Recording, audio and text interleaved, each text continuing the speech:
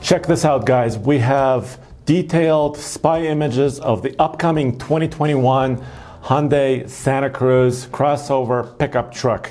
This has been a very highly anticipated vehicle. First, this was about 5.5 years ago. Hyundai actually showed a concept for this vehicle, but we've had to wait many years for it to come to fruition. It hasn't even debuted yet officially, but these images right here of this crossover truck towing a trailer, this prototype is very interesting because it gives us a very good look at the front of the vehicle, also the side, and kind of how the hitch is set up. So in this video, I'm going to go over everything we know and everything we don't know officially yet about the Hyundai Santa Cruz. So let's hit it right off the bat with the look of the front end.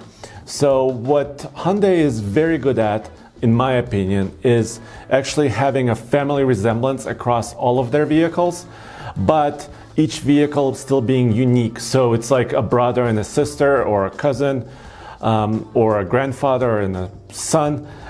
So this particular vehicle is supposed to be based on the new Santa Fe SUV platform, but the front is very unique. You can see here there's a big H in the middle, although it's camouflaged, and the grille is really large.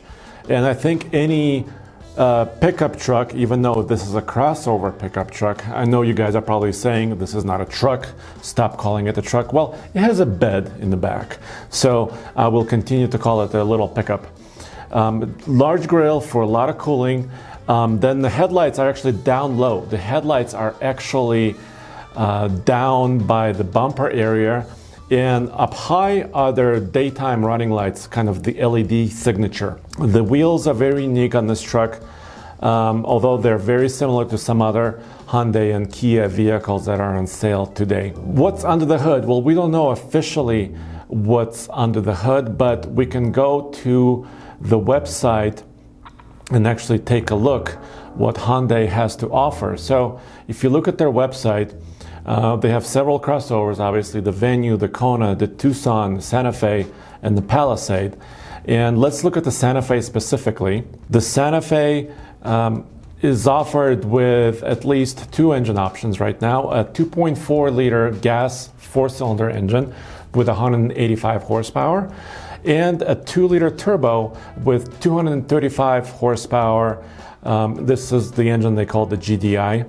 And I'm betting that the Santa Cruz pickup truck, the little pickup, probably has the 2-liter turbo. Although there are a couple of other engine options that Hyundai Group has in store, but I think the 235 horsepower is kind of the minimum they need to be at. Yes, if they want to make it more affordable, maybe the 2.4 liter naturally aspirated engine might be okay. But if you compare it to some of the other vehicles in the segment, this is a mid-size truck segment, and I think the vehicle this most directly competes against is, of course, the Honda Ridgeline. That you have to be in the 200 horsepower range no matter what, because people also want to tow small trailers with vehicles like this, and you need to have the power to do it. So what other engines are available? Well, actually, we recently wrote a story about another prototype. You can see right there, the Santa Cruz towing what looks to be a pretty hefty trailer. And they have two other engine options. There's a 2.5 liter turbo, which is a brand new engine that's just being released and announced, and it's also is available in their brand new Kia Sorento SUV, which is their mid-size or kind of a larger size crossover.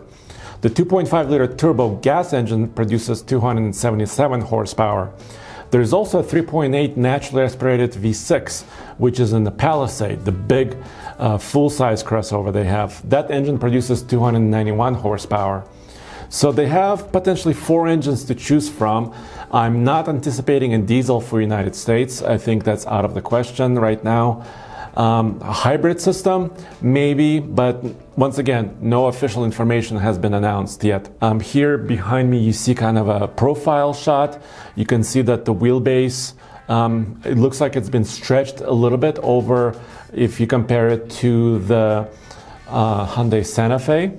And then they have a lot of camouflage and a lot of covers that cover the back bed area of the truck. But it looks very aerodynamic. It's towing a trailer in this particular image. It looks to be, it's in California most likely, and most likely doing hot weather testing. It's middle of June or late June, and obviously the temperatures are going up significantly. But the truck doesn't look like it's squatting very much, which is a very positive thing. You hate to see vehicles that you put a kind of a smaller trailer on and the rear end goes down all the way.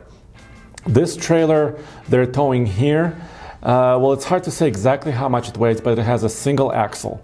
My bet that this particular truck right here, you see, probably is towing around 3,500 pounds, judging by the type of trailer that it has on the back of it. If you look at the other trailer that we have images of, this is a dual axle trailer with a water container on top. This looks to be pretty hefty. So this particular trailer could be about a 5,000 pound trailer that they're testing with. And that's kind of, I think, where they need to be. 5,000 pounds is exactly the maximum rating on the V6 all-wheel drive Honda Ridgeline. So that would match their main competitor, in this case, a crossover truck payload capacity. So that would be where they need to be. But once again, there are other mid-sized trucks in this segment, and all the rest are fully body-on-frame construction. Of course, the best seller is the Toyota Tacoma. Then there is the Chevy Colorado, now the Ford Ranger, Jeep Gladiator, GMC Canyon, Nissan Frontier. So there's a lot of competition. But I think if you're looking for more of a better on-road ride, like a Honda Ridgeline would have, this vehicle might be the ticket. Obviously, we haven't driven it yet. We haven't seen official images or specs on it yet.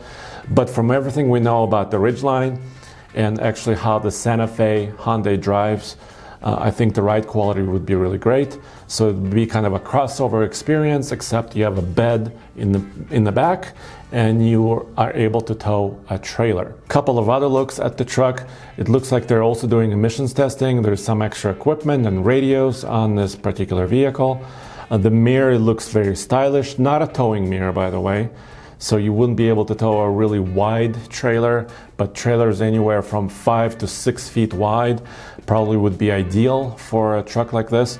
And there are many off-road or RV trailers that kind of fall in this category, especially if you're looking at teardrop trailers that we've been profiling on our TFL Camper Corner video series, which you can see on TFL Off-Road, TFL Truck, and some of them actually right here on TFL Now. What about pricing and other features? So the concept that they showed for the Santa Cruz over 5 years ago, that truck had an extendable bed. So it was able to extend the area or the floor space of the bed. I don't know if they're using the same trick here, but there has to be some sort of a wow factor. Either really powerful engine, maybe like a 2.5 liter turbo, maybe class-leading fuel efficiency, maybe class-leading towing capability, or maybe something tricky like a trick tailgate, a sound system in the bed, something to kind of spice it up. So it's really hard to say exactly what Hyundai will offer in the new Santa Cruz, and it's hard to say where they'll price it. Obviously, pricing is very important. They might have a front-wheel drive version of it, and obviously an all-wheel drive version of it. Front-wheel drive versions may start, because it's a crew cab with 4 doors and 5-person capability. I'm betting the pricing will start, in a higher $20,000 range, maybe 30 grand if you compare what the Honda Ridgeline starts at. Because you cannot get a shorter cab. At least it doesn't appear to be that they're doing multiple cab lengths and multiple bed lengths in this case. So once again, we don't know exact pricing officially. This is just my educated guess from what we're seeing here. And it's really good to see that they're actually doing towing tests and actually stressing these trucks out because a truck needs to do a little bit of work, especially during hot weather, and there might be even doing some of the J2807 standardized tests where you have to do high temperature testing, climb a grade, go downhill on a grade, and many other particular tests like a hill hold assist. So this will be very interesting to see. I cannot wait to drive it. Guys, if you want to know more about this, we also have other images, like I said, and other details at tfltruck.com. Thanks for joining me. I cannot wait for this debut. We don't have an exact date yet, but I hope it's soon.